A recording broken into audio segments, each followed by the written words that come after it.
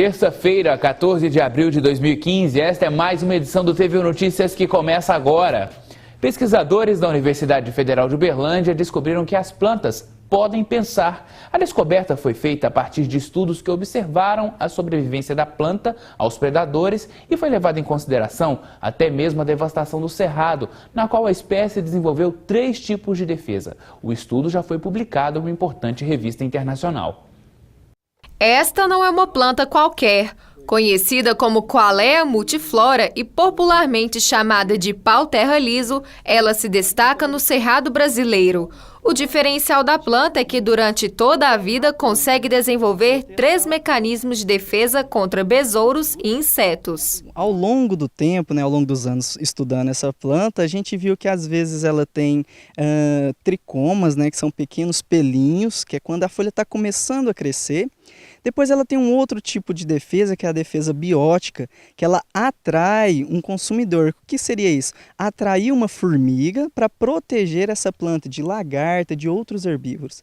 Por fim, uma terceira fase, com a folha já desenvolvida, ela apresenta dureza foliar. O que seria isso? Ela acumula alguns tecidos químicos, alguns componentes químicos nesse tecido, e ele fica duro e sendo então, por fim, a terceira defesa.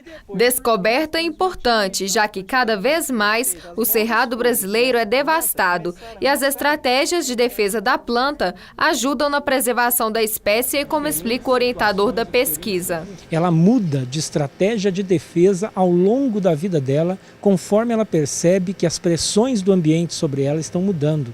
Então as plantas também têm o seu sentimento, as plantas também têm o modo como elas percebem a natureza. Muito diferente do nosso animais, que é visual, olfativo, mas elas também têm seu modo de percepção e o seu modo de reagir à natureza. A pesquisa foi realizada ao longo de 2 anos por 3 pesquisadores da Universidade Federal de Uberlândia e recentemente o resultado foi apresentado em uma revista internacional, conhecida como Flora, publicada na Alemanha. Você publicar em uma revista internacional, que tem um grande renome, ela é reconhecida mundialmente. Então, muitos pesquisadores terão acesso a esse artigo de diversos locais do mundo, e verão que o cerrado tem uma planta com determinadas defesas e que ela sincroniza essas defesas ao longo do tempo.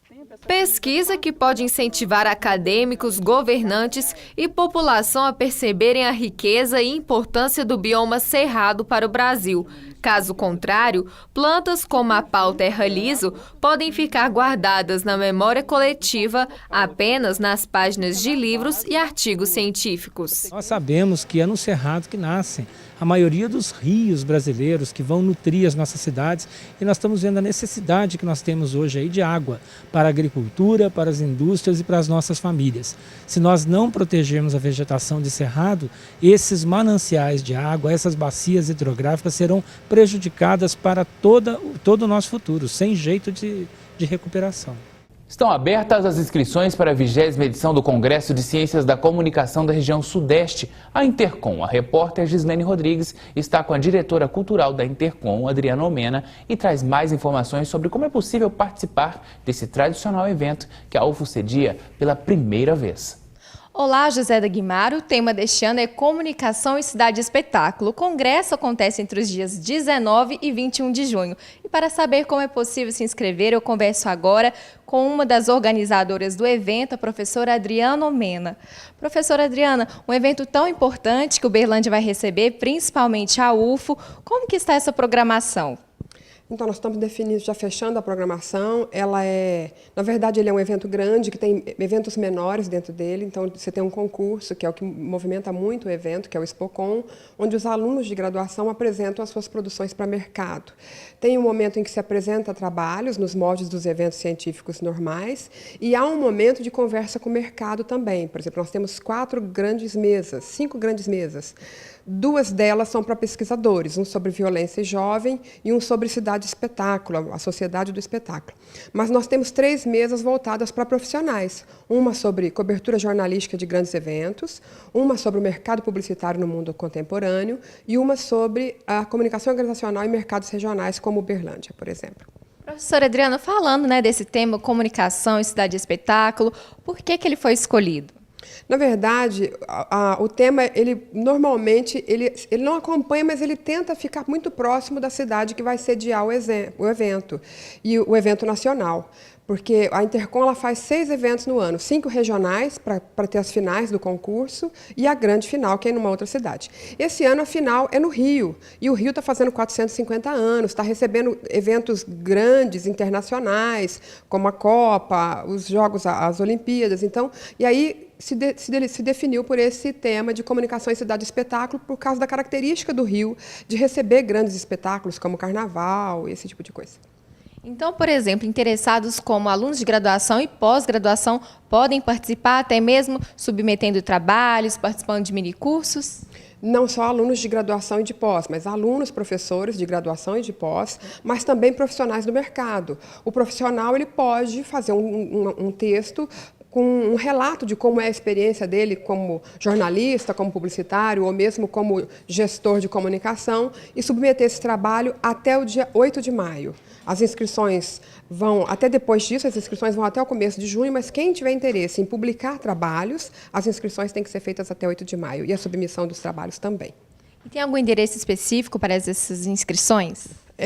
Tem. Na verdade, você entra no blog do evento, que é intercomsudeste2015.com.br. Tem também o grupo do evento no próprio Facebook, que é Facebook/Intercom Sudeste 2015. E pode também entrar na página da própria Intercom Nacional, que é intercom.org.br. Lá você tem o link para todos os congressos regionais. Professora Adriana, muito obrigada pelas informações e boa sorte com a organização do evento. Retornamos ao estúdio. Obrigado, Gislene Rodrigues, pelas informações. Agora a previsão do tempo para amanhã em todo o estado. Em Uberlândia, sol com aumento de nuvens no período da manhã. Pode chover forte no fim da tarde e à noite. A temperatura deve variar entre 16 e 26 graus. Veja como fica o tempo para esta quarta-feira em outras cidades mineiras. Previsão de chuva em Patos de Minas. Pela manhã, tempo ensolarado. À tarde, o céu fica parcialmente nublado e pode chover forte. A mínima prevista é de 15 e a máxima de 29 graus. Em Monte Carmelo, sol com aumento de nuvens no período da manhã. Deve chover no fim da tarde. Mínima de 17 e máxima de 25 graus. Também chove em Araguari. O tempo fica nublado à tarde e à noite. A temperatura varia entre a mínima de 16 e a máxima de 27 graus. Céu nublado e muita chuva também em Patrocínio. A mínima prevista para amanhã é de 18 e a máxima deve atingir os 28 graus. E daqui a pouquinho tem as vagas do quadro Mercado de Trabalho. Não saia daí, a gente volta já já.